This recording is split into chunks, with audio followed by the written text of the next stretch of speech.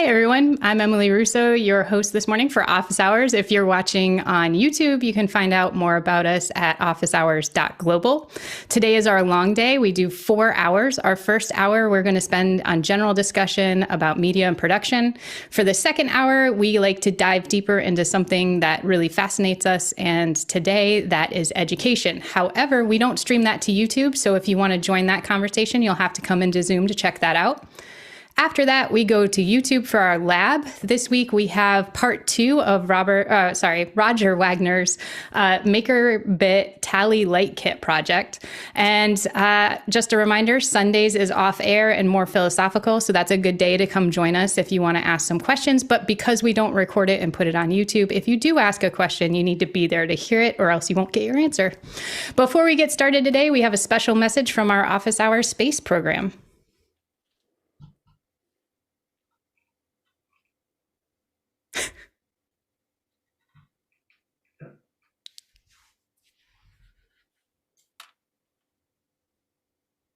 Live from Las Vegas, a 12-foot rocket reached for the stars. Will it explode? Will it tailspin out of control? Will it reach the 14,500-foot flight ceiling and land safely? 8 a.m. joined the global audience for this live event.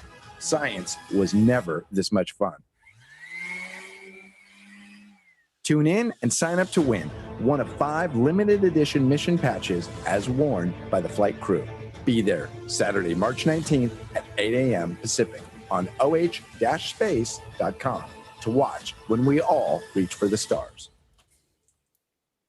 That was great. That's next week, right? That's we're only 1 week out. 1 week out. It's going to be very exciting. All right. So before we get to our questions, just a reminder to our panel that you guys should look ahead and raise your hands, but also our producers at home. You guys choose our questions and our topics. You vote on them. So make sure that you're in Mukana doing that. Otherwise, the show gets a little wonky and we go off in little crazy directions. So let's go ahead and get started with our first question today. Thank you, Emily. Sky Gleason is here from Seattle with a question. Could we ask the volunteers what they have learned from participating in the Office Hours Space event? Dennis, Jonas, others. Nigel. So I think John will tell you a lot more than me, but I tell you, I've picked up 3 things from being on the edge of this. One is what an incredible community this has become, and what a group of people that get excited about something can do together. The second thing I've learned is just how much I don't know about so many subjects. So it's a reminder, and it's a very fun and non-threatening way to both identify those things and start to learn from them. But I tell you the other thing, which might seem obvious, but I think is always being worth reminding ourselves, that when your community is more diverse, it is both more interesting to be part of, and you learn a lot more. And I think sometimes in hobbies, you end up with people just like you. And when you do that, you really lack the diversity and the broadness of thinking and the excitement of bringing other voices in. John? Nigel hit the nail on the head of the nail, however that statement goes. You just stole my thunder. When we outlined the project and had the actual components, one of the big missing components was the parsing of the data down from the flight computer. And all of a sudden, I get an email from one of our producers that's not come on the panel that said, "Hey, I downloaded all this stuff and I wrote your parser for you." I don't know who this guy is. Out of the blue, comes to find out, the parser was written and it works amazingly. And he has since gone on to work for one of the big space companies since that time. That's great. That's so cool. Alex? Yeah, I just think that it's just an amazing thing to see how many people. What I learned was just that the group has become operational. like the dream that of we can start coming together and putting together big projects and so on and so forth on our own is we are there, and so between Office Hours 2.0 and the space launch and and then also the birding and the Mobley process and the Belfast method, we're just doing more and more where we're just passionate about this and we're using this as a kind of a learning platform as we go, but actually producing content out of it, and it's really exciting, and I think that we're just getting started. Sky? choices, and the challenge of a global community learning together is what I've observed. I love Jeff, one of Jeff's statements as I've been executive producing. He said, Sky, you're the head cat herder. And it really is finding the different square pegs, putting them in the square holes, introducing people, making those connections. So it's been a wonderful experience. And Alex, again, to your nutrient-rich environment, you set a high precedent of like I said, a global community learning together, but to how to bring people together and that no one's global conversation that no one's left behind is challenging. And it's been a great opportunity. So thank you. Mitchell? I think the results of this are going to equal or exceed anything that you've seen from SpaceX and maybe some other small rocketry companies. And the best thing they could do is to subcontract a whole bunch of us to do their launches, because what I've seen so far is absolutely amazing. And there's a position for everybody. Everybody can contribute something, and that's a neat thing. Even I was able to do a little bit and feel like part of the thing. Alex? And I think I haven't seen the graphics. I think we're gonna see them next week. I think we're gonna do a little show, dog and pony show next week, and I'm sure that they're gonna be great. I think that we definitely will be competitive with most of the other launches that are out there, and I think that you give us 2 or 3 more launches, and we will leave everything else in the dust at the rate we're going. So if we take this and go up another notch, I think that we'll look at this one, we'll learn a bunch of things. Some things will work, some things won't. We'll go, oh, this could have been better. We probably already have that list of things that we wish we had more time to do, and we'll just do it on the next one. And the best thing to do is just keep on it's agile development, I guess is what they call it, but it's just iterate and dominate. All right, next question. And it's from Nathan Cashin of Oregon City, Oregon. I'm interested in pivoting careers from healthcare to video streaming production. Is any formal education recommended, degrees or certificates? What other advice would you give to someone in this scenario, finding clients, building a niche, etc.? Joshua? Yep. So I'm in the middle of doing the shoestring version of this, so no formal education. But I left a 10 plus year career in retail and getting into video production. I just started making original content. I made a couple of videos that I put on YouTube that were pretty terrible. And a friend of mine reached out and said, hey, I'd really like you to help me with a project. And that rolled into another project and another project. And now I've got a 6-month engagement with them. And so, just starting, I think, is the best advice that I can give. And I'm sure others have more to say. Sky? Well, after 20 years of the barrier to entry was the equipment. When the editing equipment was $300,000, it was very hard to get into this industry. Now you have an iPhone. So consequently, I would hope that you would learn story. And right there in Portland, you've got the Muse concept. And I would go into that because it's the science of storytelling. And the beginning, middle, and end of anything is what marketing people want to get their story from their idea into their customers' heads. So I would start with story because technology is always going to change. Alex? See, now, and I would go the completely other direction because I think you'll learn story by working with other people. What you want to find is people who do story. I mean, to get to what Sky's talking about, I didn't know anything about story when I showed up at Lucasfilm. I was able to build 3D models really fast. That was all I knew how to do was build high detailed models. I didn't even come out of film. The second day, I did a shot, and David DeZoritz, who was my supervisor, looked at me and he said, "I'm going to explain to you what line of direction is." Because I didn't know what it was. I had no film understanding at all. I just wanted to work on Star Wars, and I was good at learning things, And so the thing is that, but what I did is I used everything I could to get good at these things. Like for me, what I did is I read an article from about John Knoll, and John Knoll used electric image in Form Z and After Effects, for Night Raiders. I think Night Rangers, was the article. I can still remember the article. I can still remember the pictures in the article. And I was like, well, that's what I need to learn if I want to work there. And so I went to the reseller in Denver, Colorado, who did it. And I said, I don't know how to use these apps and I can't afford them, but I'll work for free. Like I'll come in here and the thing is that this is the way I get started. A lot of people will argue with me about this and say, well, you should figure out how people pay you and everything else. And, you know, I will argue that free drank many straws of many milkshakes have been imbibed by free. And so I just go in and how I enter every industry is like, I'm not going to make anyone pay anything for it. You know, I'm just going to figure it out, you know? And so now once you start getting good, I command a pretty hefty sum when I work on projects now. So it's not like it stays that way forever, you know? So, but what I would think about here is there's still a barrier for entry for quality equipment and so on and so forth, rather than buying it doesn't have to be crazy now. It doesn't have to be hundreds of thousands of dollars, but get something like a Blackmagic 6K with a couple good lenses, a good tripod, and some good lights. And maybe, like take that and now you have some things, find people with stories with no equipment, and so, and say, I can help you with that. I can do that for you, or help you with it, and then study, and the big thing is come here, ask questions, go into after hours, ask questions. There is an incredibly rich skill set inside of this group, but what you want to be doing is start doing it.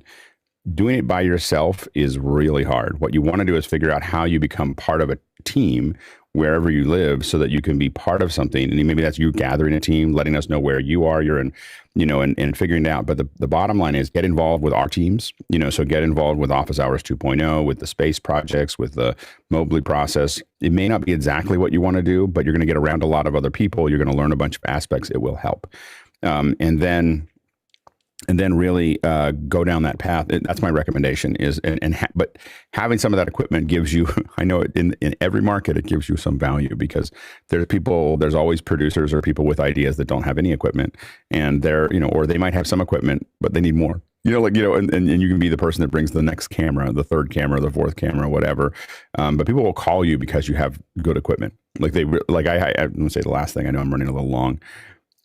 I was in Minnesota shooting a short. Or I was just visual effects for the short. Anyway, this guy came with this giant technocrane, this huge technocrane. It was red. It was like the weirdest technocrane I'd ever seen. But technocranes are like $150,000. Like and he was donating it. Like he was just there free.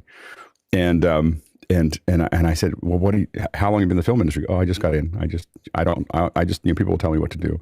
And I said, well, why did you get a technocrane? And he goes, well, I wanted to get into the film industry. I figured if I owned a technocrane, people would call me, and they do. They call me all the time, and at first I just stood next to the person doing the technocrane and learning from them. And then I did it. And I said, what did you do before? And he goes, oh, I'm retired. And I said, what did you do? And he goes, I invented this little strip over your nose to keep you from snoring.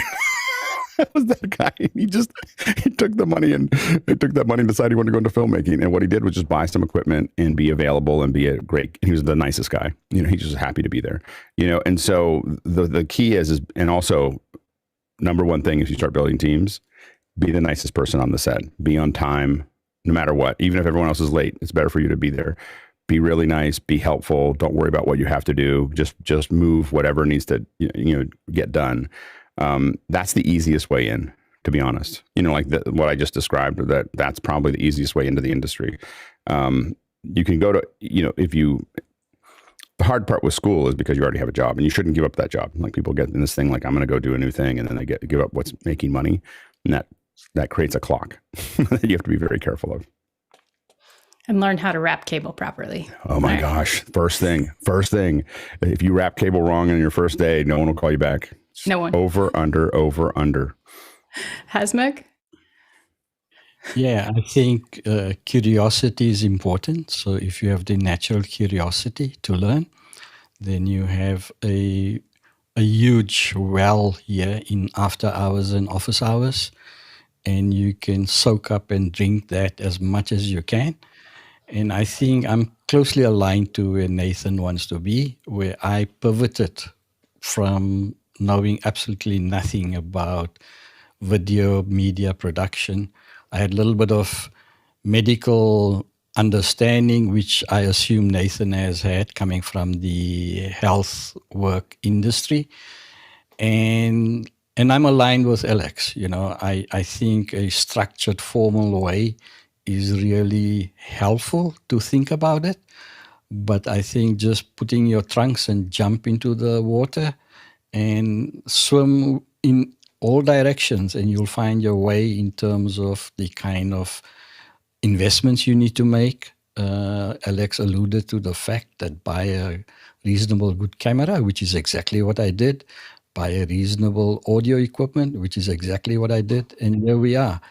We did a medical event about 4 times now with over 250 doctors. So I think the most important element is curiosity, understanding the discipline in which, or the vertical you're getting involved in. So being a health worker gives you the necessary understanding of how you can facilitate that in your production. Nigel? Yeah, I live in a world where lots of people have tried turning their hobby into a business. And I'll tell you that I've learned 3 things from watching that happen. Number 1, scaling is really hard. It's really easy to do an occasional job for a friend, but actually turning that into business takes planning. And you've got to, hope for the best, but plan for the worst, particularly if this becomes your source of income. You probably need more to live on than you think you do.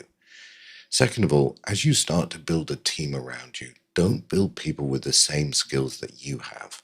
Build people with different skills that you have. And that's the way to give you the diversity. I never hire anyone anymore to do a job that I can do. Pointless. I could do it. And the third thing is the hardest thing you'll find when you start down this road is if you try and do this as a one-man band or one-person band without support team around you, finding and prospecting for business while executing business is incredibly hard. And if you're not careful, what happens is you get a great job, and because you've stopped doing the selling, you've stopped doing the community work, you've stopped getting involved in other things, you then have a fallow period because you weren't generating that demand. And those are the things that I see when people move from hobby to professions that they get wrong. Mitchell?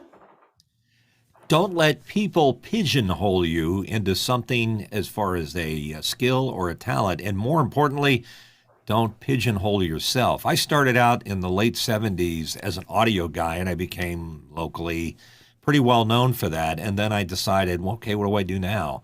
And I moved into video, and I moved into specifics in video. And today, my main shingle that's hanging outside my door says I'm a motion graphics guy. And how do you go from audio to motion graphics? You have to challenge yourself and reinvent yourself.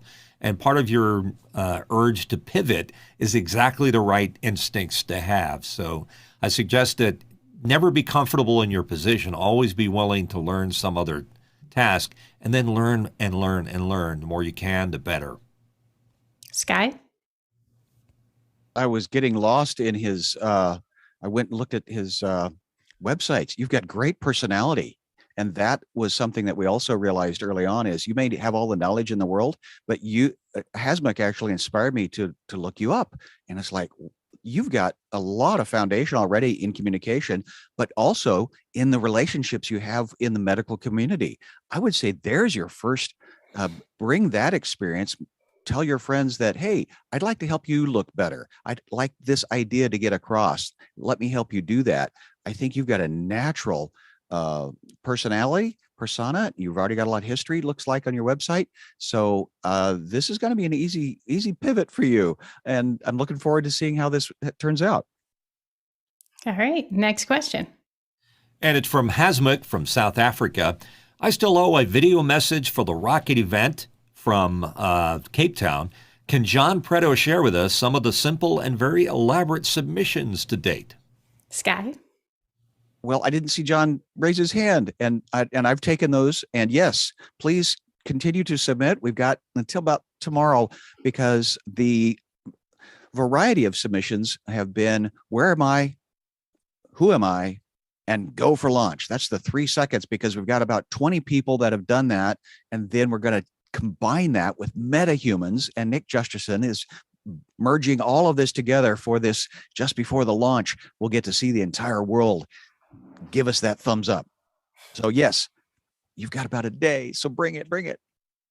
All right. Next question.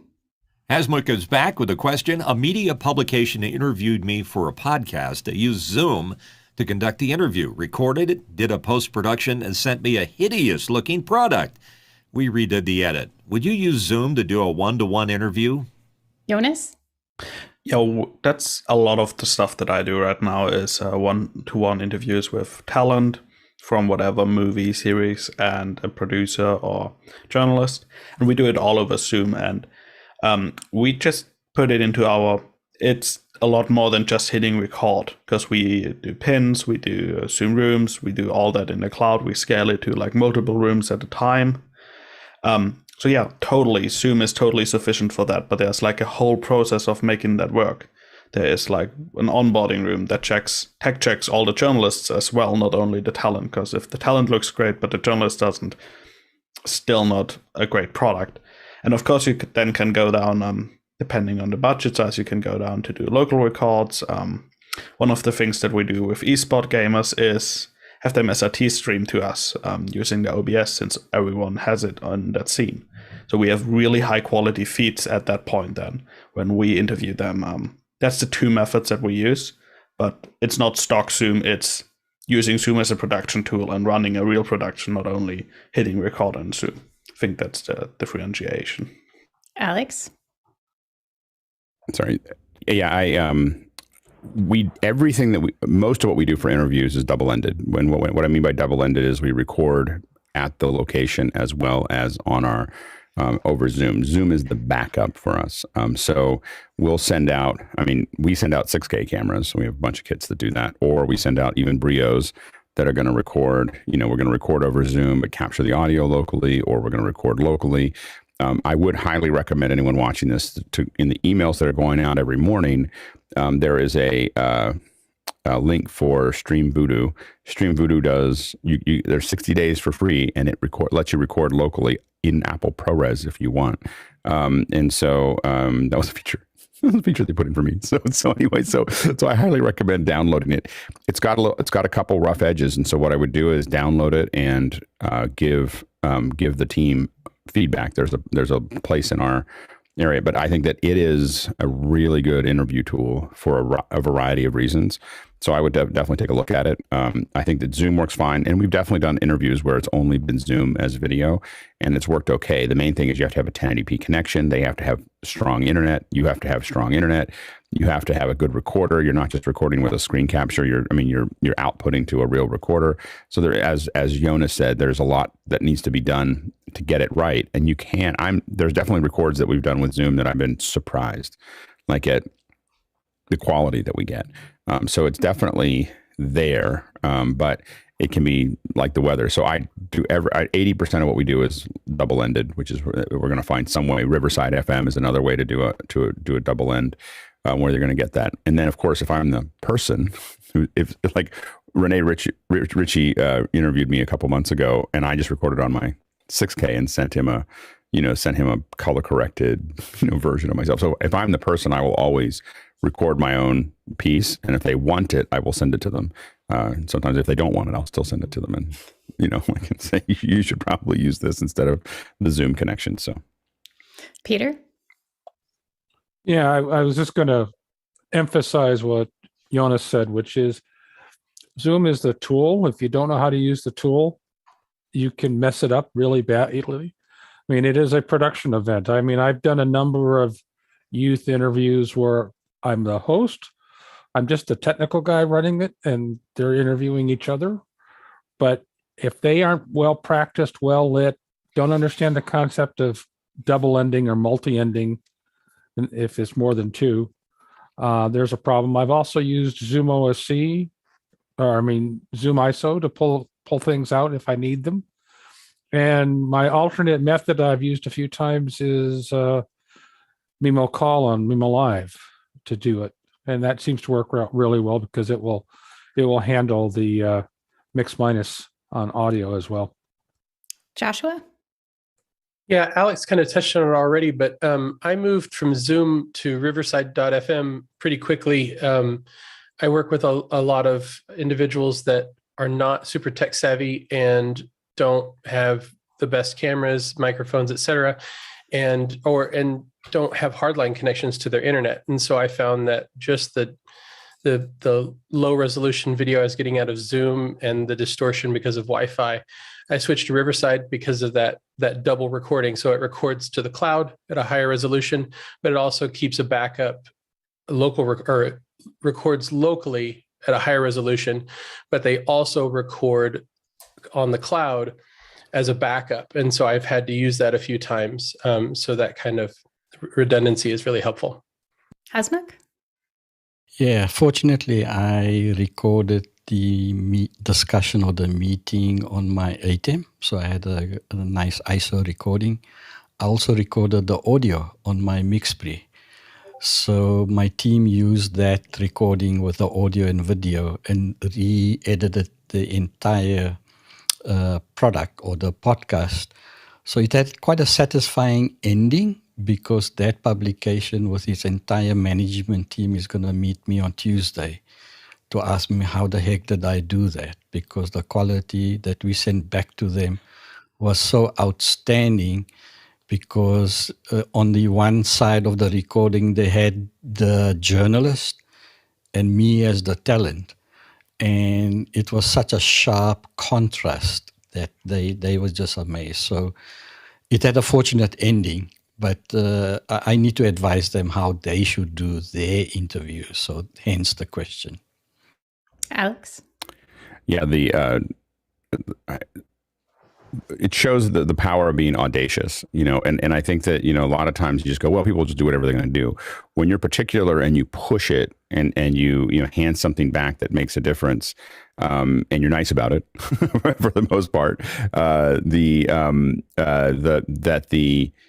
what Hasmukh is talking about really makes a difference, where people will go, I now want more of that, because I think that we've talked about it recently in the last couple of days, I think it's the Sturgeon's principle or the Sturgeon's rule, that 90% of everything around us is crude, and if you want any place that you want to move forward, you want to figure out how you're going to get into that top 10% and be constantly looking at the top 1%.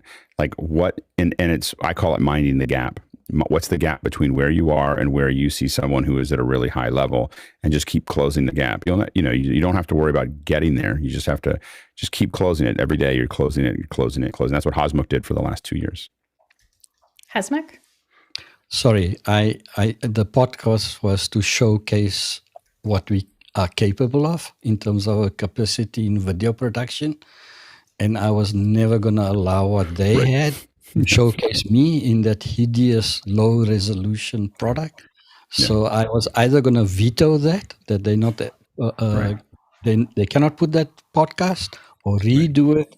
But we fixed the problem. That's great. All right, next question. Tim Mann from Melbourne, Australia. What is the way of factory restoring firmware flashing an ATEM MiniPro ISO? Jonas?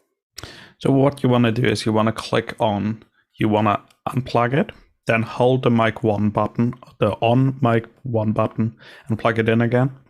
Then you should be able to just go into your ATEM software setup, and there then it will show it as an unknown device, and will ask you to update the firmware. Even if you are on the same firmware, this helps you not do the little dance of like downgrading your ATEM software control and then flashing it and then upgrading again and flashing it again. It's a little bit easier this way. Alex? What? I didn't know that at all. Like, hold down the mic key. That was amazing. That's all I got to say. Just wanted to just like, holy smokes. Like, I was like, I don't learn that much new about the ATEM very often, but that was like, because I was gonna, if I raised my hand, I was like, there's no way to do a factory reinstall of the you're just, and then Jonas just pulled out a rabbit right out of a hat. All right, anyway. All right, next question. Oh, we can't hear you, Mitchell. Ray Franklin, Mount Dora, Florida. I want a button that does 2 things. 1, select a headset monitor icon, and 2, turn on the mic 1. I hope he doesn't do a reset. The purpose is often have an open speaker, so when I use StreamDeck to turn on my microphone, I want to select the monitor headset icon to avoid feedback. Peter. Since you're already using StreamDeck, I'm hoping you're using Companion because that's exactly what you could do with Zoom OSC. Is to send the command through Zoom OSC to Zoom to select which headset you're going to use, which audio headset you're going to use. Jonas? One of the solutions that I've found if you're on Windows is a little device called the Beacon. It's from the engineers that did the Go XLR, and it's a little remote control for your Windows audio mixer, and it allows you to do everything in the Windows audio mixer. So I have Unity comms and everything on different knobs, and this allows me to just select what I want to listen to. I can mute stuff, I can mute Zoom, but it also allows you to mute the microphone on the Windows side. So that helps you with like setting a preset. And one of the cooler things is if you push a button down and hold it, you can switch between your headphones and a speaker output that you set up. And that's what I and our team uses. And that completely solved that issue for us. Interesting. Mitchell? I want to make sure I understand the question.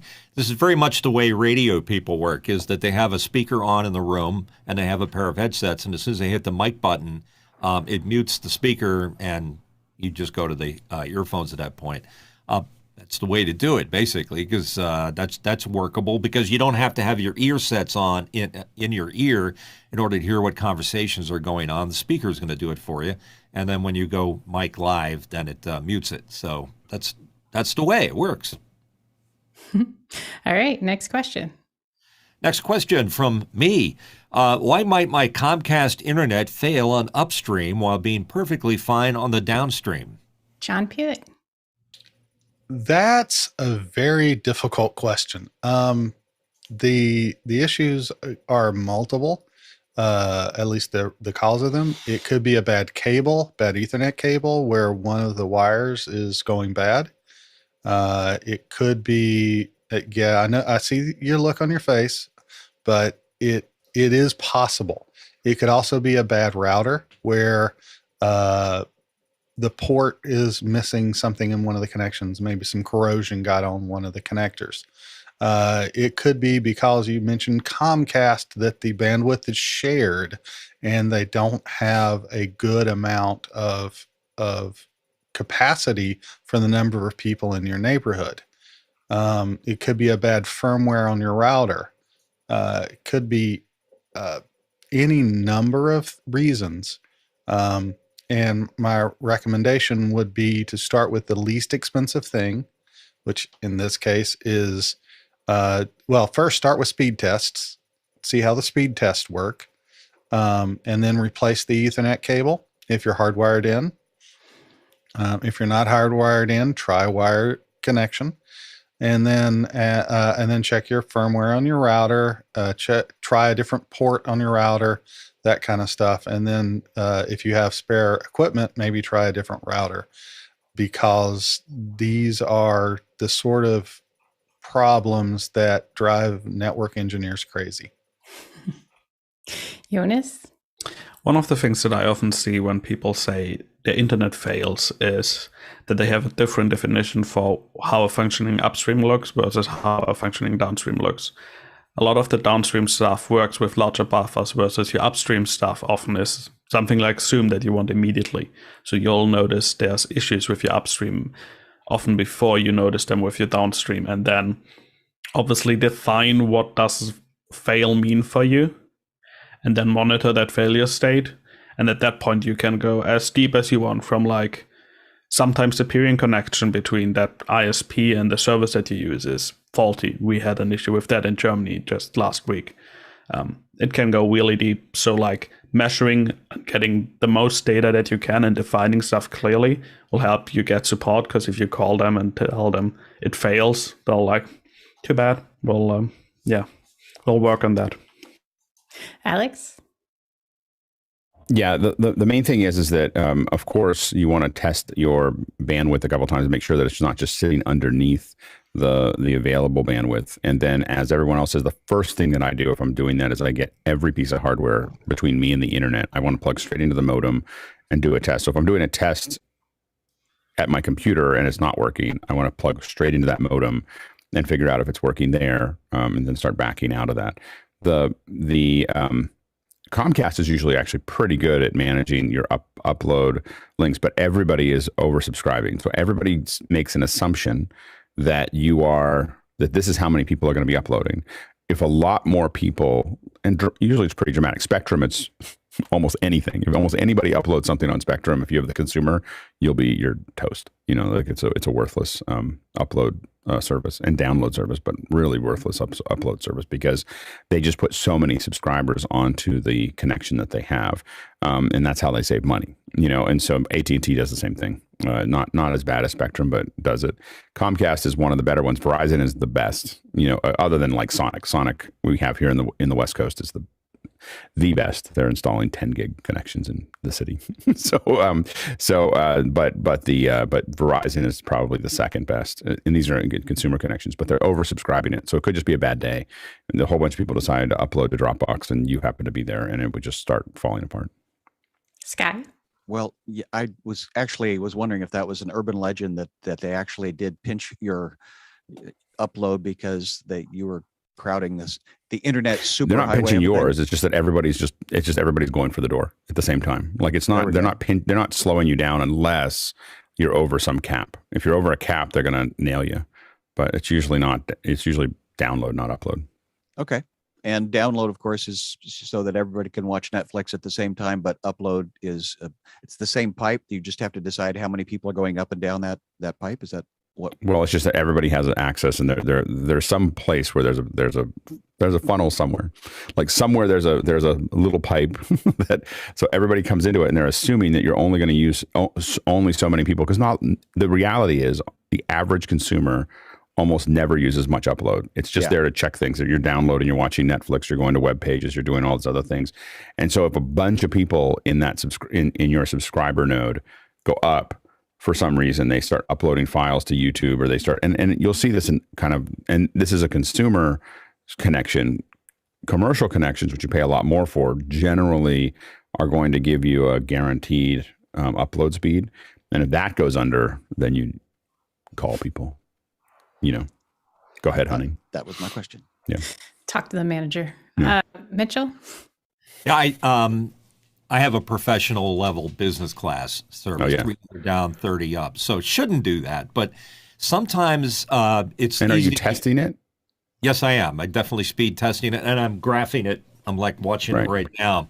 And it goes up and down. And the problem is that people sometimes also mistaken a transactional a relationship with their internet versus a streaming, because transactional is like when you're on the internet and you're searching for things, there could be occasional glitches that you would never see because you would chalk it up to a delay on accessing information. But if you're streaming, it has to be constantly trading IP packets and sometimes repeating an IP packet. But in my case, they fixed it when they came in, and they changed out all the connectors and added newer update. Guys would look at the connectors I had and say, oh, these are old. Let me put these new compression F connectors on. And, that sort of fixed it. But that kind of gets back to what Peter was talking about.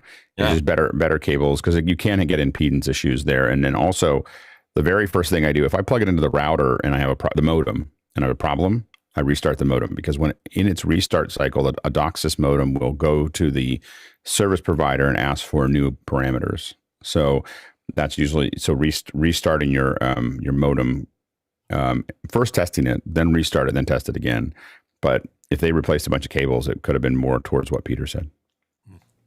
All right, next question. From Tim Mann in Melbourne, Australia, is there a minimum subscription tier, I think he meant to say, but sounds the same, to get 720 versus 1080 in Zoom? Alex? I don't know if there's an official rule for this, but what we know right now is that if you have a pro account and you call and request 720, you can get 720. So that'll, you just have to, they're just not going to give it to everyone. If you notice the difference and you say, hey, I wanted 720, they'll give it to you. If I believe the 1080p still requires a business account, which is oftentimes a minimum of 10 accounts or something like that, which is like $250 a month, plus a good reason. And so you have to send in a kind of a message like, hey, please upload upgrade this. So those are the two things that I understand is what's required for the 1080p. Mitchell?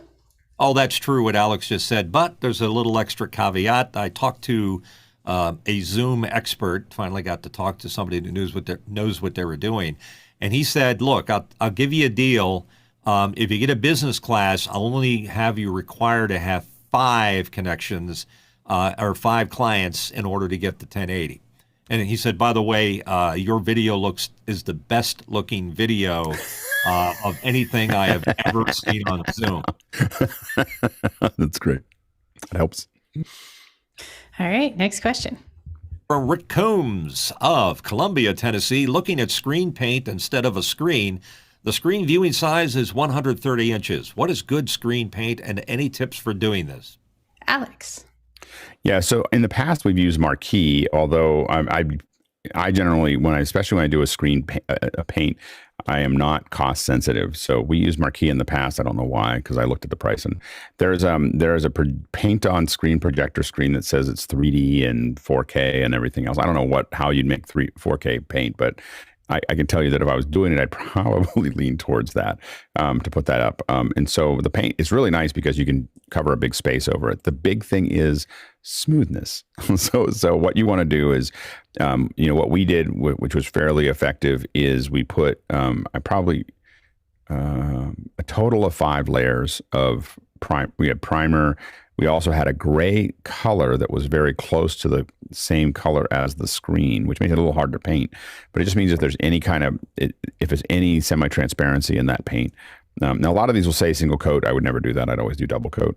But the main thing is when we finished, the big thing was when we finished the primer coats, there's like 3 primer coats, we sanded it until it was like really, really, really fine sandpaper, until it was just glass smooth.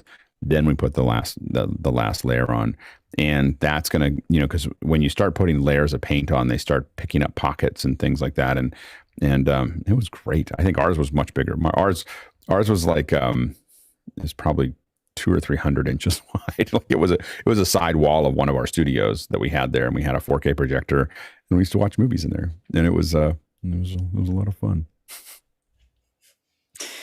Joshua? Yeah, and this is where the 10 years of retail is going to come in handy. The applicator that you use, or like Alex is talking about, the application method, is almost more important than the paint itself.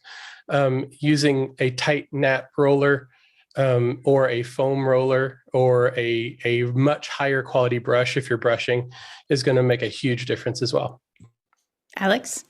And at 130 inches, I would still buy a screen. Like just to be clear, like 130 inches is not the threshold. You can definitely buy screens that are reasonably good and put them on the wall. But the screen is going to look way better than the paint, and so just really think about, that's only a 10-foot screen. I mean, I just installed a 24-foot screen. so rear projection with what I'm doing. And so they start adding up in money, but if it's going to be there for a while, so much less stress with the screen, in my opinion. All right, next question. From Chris Wagner in Kalamazoo, Michigan. What cost-effective recorder could be put in line of an HDMI link to a projector to record the feed without adding latency? Alex? I don't know about the latency, but I do know that Courtney, if you go back, I think Courtney, maybe someone could put a link in. He's recommended these little HDMI boxes that are like $50 or something like that do HDMI in, loop it back out, but also record it. And it's like, it'll record to H.264 inline. And I bet you if they built it right, it shouldn't have any latency because it should just loop and then pull. But I don't know that for sure. Go ahead. Peter? Well, I was about to say the same box that Courtney was talking about. It works fairly well. I can guarantee you there's about 0.3 of a millisecond latency because I've measured it. But there's always some latency. You just inserted a circuit in the middle of something, and it's going to have some latency as it processes it. All right, Alex? Yeah, and the one place that may have less is a splitter. So splitting the HDMI signal away should be a lower latency, and it will, because it's not doing anything. And then you split it off to whatever you're going to record with, You can even have another computer or whatever that's there as well. All right, next question. Oh, I can't hear you, From Mitchell. Sky Gleason in Seattle. Emily, can John Pretto introduce hosts for next week's event, Vienna and Braden, and what teaching will be happening during the live event? Of course. John? I don't know what you want me to do here, Sky. Are you here? Well, yeah. The question is, who are the hosts, and where did they come from, and why is it cool? And I think you kind of put John in a position. Let's, throws me under the bus every day. Just keep going. We can't. We need real questions. Like can't do the PR thing. No, keep going. All right, next question. This is from Hasmuk in South Africa. To resolve or not to? We had an interesting conversation in after hours on Final Cut Pro Resolve. As media production outfit staff use Final Cut Pro, Motion, After Effects, and Premiere, I'm a Blackmagic shop with 6K cameras and ATEMs. Question was, which one should I learn first, Resolve or Final Cut Pro? Nigel. I think whichever one you learn first, you're going to struggle with the other one. So I learned Final Cut Pro before I learned Resolve. Resolve was very difficult because it just is a different way of working. So if you had to pick one, given you're a Blackmagic shop, I would probably pick Resolve. It's cheap, and the color grading is great, and it's a different methodology. So training your brain to do multiple different ways of doing things at the same time is hard work, and it's free. John? So I went through the training Office Hours did with Resolve, and that sort of influenced which one I picked up. But I've tried using both Final Cut Pro and Resolve to do my editing for my YouTube stuff. And I've discovered that there is one supreme benefit for my personal workflow that Resolve gives me that Final Cut Pro doesn't. And that is, I don't have to transcode the media clips that are coming off of my Blackmagic camera into something that Final Cut understands when I'm working in Resolve. And so that cuts my editing time in a third, if not more, because I basically would import the video, and these are 5-minute clips, let's say, and it would take an hour for it to transcode it for some reason. So for me, it would be a lot faster for my personal use to go into Resolve. And that's the reason why I've stuck with Resolve instead of going to Final Cut, so that I don't have to continuously transcode my media, because I can finish, a YouTube video in an hour or two. Whereas if I was doing it with Final Cut, I would add an extra 30 minutes to an hour just to get the video transcoded over. Joshua? Yeah, and this really surprised me personally. So I did the 90-day trial of Final Cut Pro. I liked it. It was intuitive. And as a huge Apple fan, I wanted to stay in that ecosystem, but I was really compelled to try Resolve. And I love that I can do everything in one suite. I have really great sound controls, amazing color controls, and the fusion effects. I've just picked up on it really quickly. The node system seems really intuitive to me, and I'm just really happy with it. So I wouldn't go back at this point. Hasmuk? Yeah, the overwhelming vote was for learn the Resolve first, seeing that I do have Blackmagic and I can do recordings on the camera and edit those. And the only downside was somebody mentioned that you may get to Studio, and I thought they're talking about the Mac Studio. I said, that's going to be a long while before I get the Mac Studio. I said, no, it's the Resolve Studio. So I dug up my box out of my storage and found my license for Studio.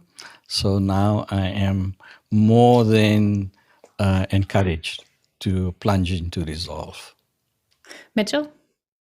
I have to give you my 5,000-foot view of all of those editing systems. I can tell you one thing that's true, and that is that anybody that settles on any one of them will swear by them and say they're the best thing since sliced toast. But my opinion is that Resolve probably has the best feature set, but not the most mature programming. In other words, there's still some glitchy, clickety-click things, as Alex calls them, that happens in Resolve. Love the node idea. I think that's the future of editing.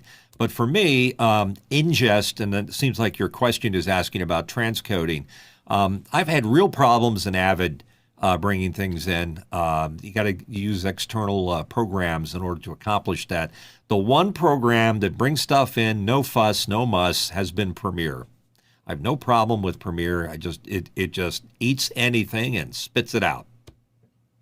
All right, next question. Next question is from Douglas Carmichael. The Russian government has banned the export of vacuum tubes, amongst other goods, and that has affected the audio industry. With the quality of saturation guitar amp simulation plugins, is there a benefit to the use of tubes today? Alex. Just a real quick little story. About 10 years ago, there was for a long time, we used HR tapes, these big Betacam tapes that would let us do 444 recording, and it was used all over the TV industry. There were only two machines that could build those tapes, one in Los Angeles and one in Japan. Once a year, the one in Los Angeles was taken to Japan to be calibrated and brought back. During that time, there was a huge earthquake. And I think it was actually 11 years ago. There was a huge earthquake, and it destroyed both machines. And it would take so long to rebuild them. Sony was trying to figure out how to do this and everything else, and it caused massive uproar. It just caused this huge explosion of you could sell these tapes for $1,000 each because people are doing like TV shows with them and they don't have anything to record them on, and it just became this crazy thing. And then they stopped using tapes.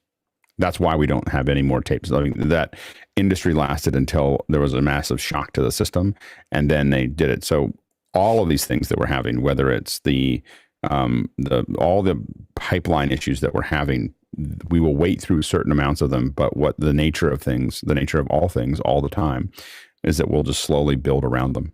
And then those things won't be used anymore. And that's really it's what they call demand destruction, is when and that's why, like, for instance, our oil will probably go down because the Middle East will start pumping more oil, because what happens when it starts getting to $8 a gallon is more people buy electric cars, and that's again the lesson of demand destruction. So it'll be interesting to watch. Mitchell? I think it's important to point out why vacuum tubes are specifically good for audio. And it's just a sound that they have. It's a saturation sound, as he points out. And audio quality just has a certain warmth because of the harmonics that it's a byproduct. It's a flaw, actually, in the use of them. But it's one we're used to, and it's one that we like the sound of. I have one in my Aphex channel on the preamp, and it has a certain amount of effect on how I sound. But the fact that we can't have them, and what should we use in place of them, that's a tough question. It's a sticky wicket because it's unique. The sound is unique to tubes, and the Russian tube, as the company is called that makes them, that's a real blow to the audio industry. The same could be said if somebody decided no more vinyl records. There's certain sounds associated with it that people are very fond of and they like it. So we may have to learn to do without. I like the pops in vinyl. Sounds real. All right. Next question, please. From Douglas Carmichael again, it has been said that one negative aspect of remote working is the onset of professional loneliness. Do you think this is a consequence of remote work specifically, or management not used to remote work? John? I don't think it's either, personally. I think it's more a personality type that is affected by remote work differently. Personally, I tend to be more of an introvert, even though I'm on the panel and quite outspoken at times. But I recharge my batteries with downtime and alone time and quiet time, whereas I've got some colleagues that really thrive off of interactions with others. And that's been really hard on them the last few years. And so I do have some colleagues that want to go back into the office. I'm not one of those, but I don't think it has anything to do with management style, the professional loneliness at least, or a result of being working from home. I think it's a lack of human contact for those individuals that really recharge by being around others. Alex? much of what John said there. The main thing is that there's going to be some people who just don't like being around other people. And that's probably the same percentage of people who feel very lonely when they're at home, and I think that, so I think that it's just suddenly the folks that were used to having everything their way don't have it their way anymore. And now they're doing studies about it. Peter? I'll even further emphasize what John and Alex said, which is it depends on the personality type. But I mean, I use myself as an example. For probably the 10 years prior to COVID, I was at client locations traveling more than 50% of the time. And it went to a screaming hard stop. And now what? Now you're by yourself at home, or in my case, I'm by myself with my dog, but it is a screaming hard stop. And whether or not you're going to recover from that, or what you have to do to mentally adjust for that, really depends on your personality type. It is not, management should be aware that it's potentially happening to employees. There have been, I know of cases where we've had literally employees crack under the strain because it's hard on them, but it is not management not doing something or changing the way you work. It was a matter of happenstance. I would disagree a little bit with some of what's been said so far. First being that I went from being in person with teachers and students all the time in buildings with hundreds of people every day. And I went to being at home and interacting with those people through Zoom. And now I change jobs, and I'm a remote person in a team of people who are also remote currently. But my management team emphasized this idea of community through Slack. So we have a role-playing game team that meets on Fridays, and they play role-playing games during lunch, and it can be like a 2-hour session. And they're not getting, it's part of your workday. There are several committees you can join, teams you can join that, we have a record club where we listen, share what music we've been listening to. There's different things that keep us connected so we don't feel like we're isolated and that it's just work. Like, I'm a remote worker, I have a set of tasks to do, and I have to do them by a set time. They really encourage us to be interconnected on a social level. And I think if I'm going to juxtapose it against another person I know who's working from home, where they have to leave their camera on all the time. And if they walk away from their computer for too long, they get a phone call from work and they're like, where are you? Why are you not sitting at your desk? What are you doing? And that kind of level of micromanagement and like, you're here to do a job and just do your job and nothing else, I think is a management style. And I think if you're not fostering connections when people are remote, especially if you're working with a company that's mixed. So like we moved buildings in Portland, so they're not back to being in the office, but in a few weeks, there'll be a third of the employees will go back to being in person. 2/3 of the employees will be remote, even in Portland. So they had the option to choose to go back to the office or continue working from home. And I think one of the things that helped people decide to keep working from home was this idea of, I have a community, I feel connected to the people that I work with, and it's fostered by the company. It's not, hey, you're just here to do a job and work 40 hours a week, and we don't care whether or not you make connections with the other people on your team or the other teams. Because I interact with the software engineers through these social groups where I don't get to work with them as frequently in my professional role. So now I get to know other people on the team and what kind of skill sets people have, just from casual conversation. And I think that's really important going forward if we're going to continue the option to work remotely. And so I do think there is some management style that needs to be in there.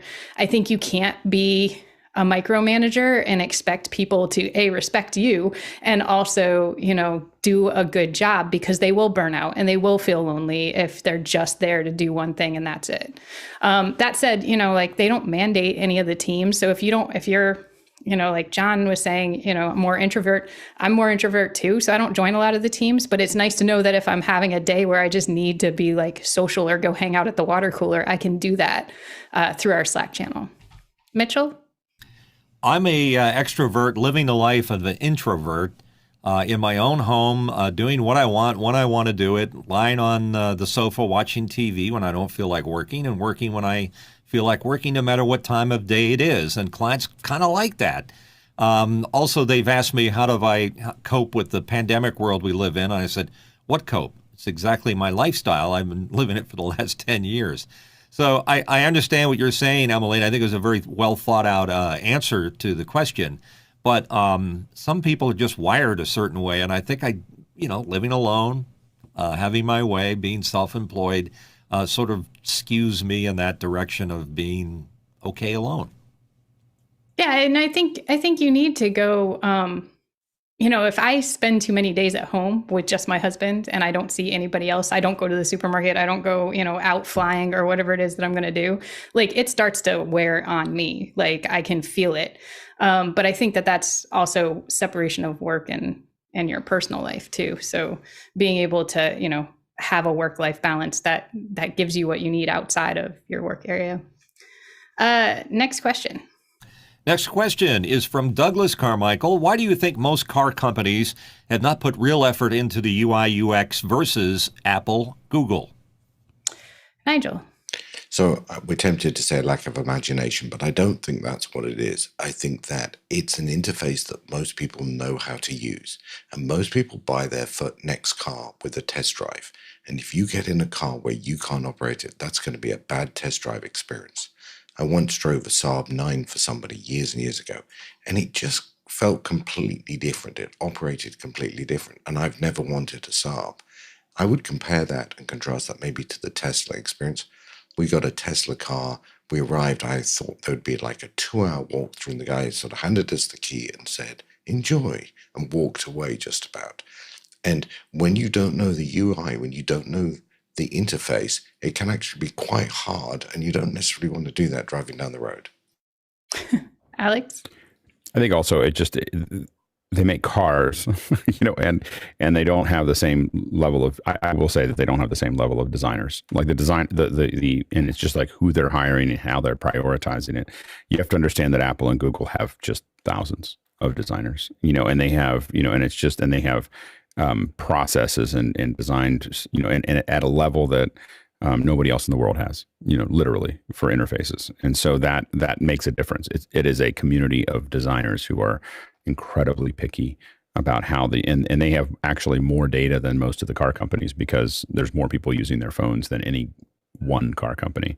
And so they really know how they're interacting with them. They just think about it at an entirely different level. The car companies spend a lot of time on the hardware interface, like what you're looking at so that you don't crash, where things are that you can grab onto. It's the screen is just not the same priority to them as the rest of the car, because that's, and I think in a lot of ways, it's a cultural thing. Peter? Well, Alex just hit on the end of it. The car manufacturers are focusing on, is the car drivable? And and essentially their UI has a long history of having been defined. Where is the turning indicator? Where is the gas pedal? Where is the brake pedal? That is their version of the UI. And a lot of it these days is actually mandated by Department of Transportation regulations too, because they've codified that stuff. Like we all have, if you have a car bought in the last 5 years, we've all got backup cameras. Why is that? It was a neat trick early on. It's now mandated by law.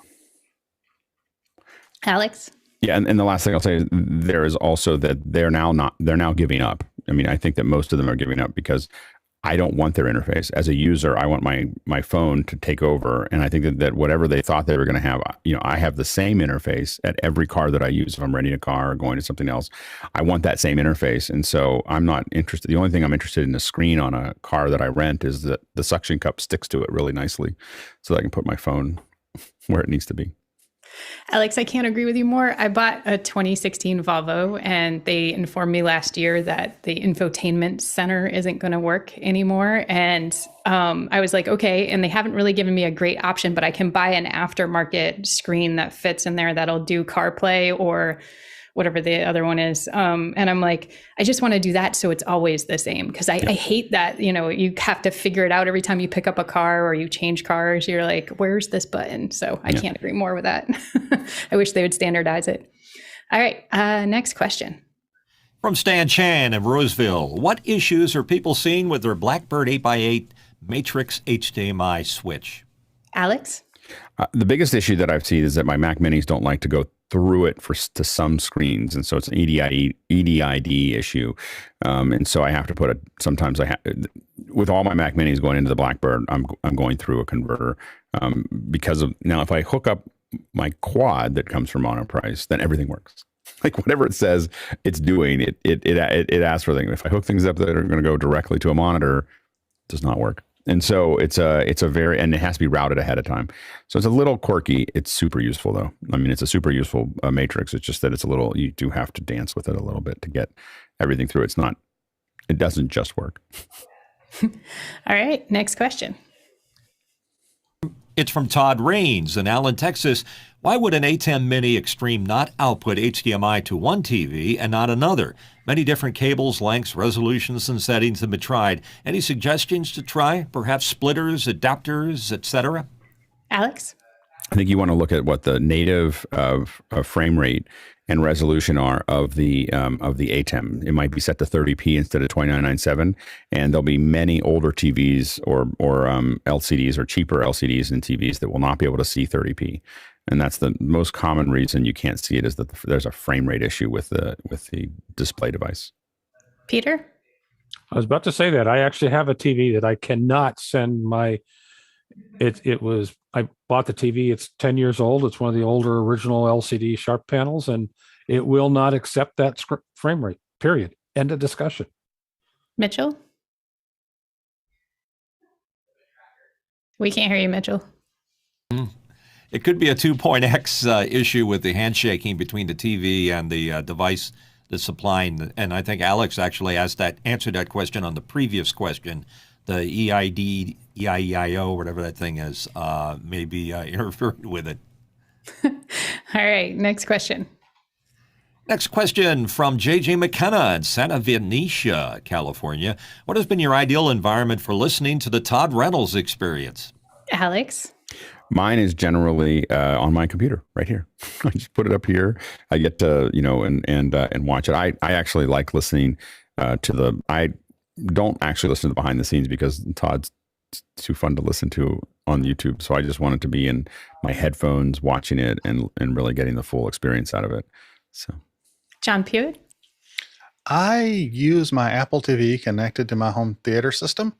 I got a 5.1 surround sound system, and I just sort of sit there on the sofa reading a book and listening to Todd just strumming away. So I really love it. All right. And that has brought us to the last question for this hour. Let's go ahead and do that so we can get our educators in here. This is not so much a question as a statement from A. Mitchells from Washington. I think that one, we're out of time. We don't need to have a statement put in there. Yeah. Yep. All right. Yep. All right. So that brings us to the end of our first hour. Go ahead and say goodbye to YouTube. Bye, YouTube. We are going to let our educators in, and then we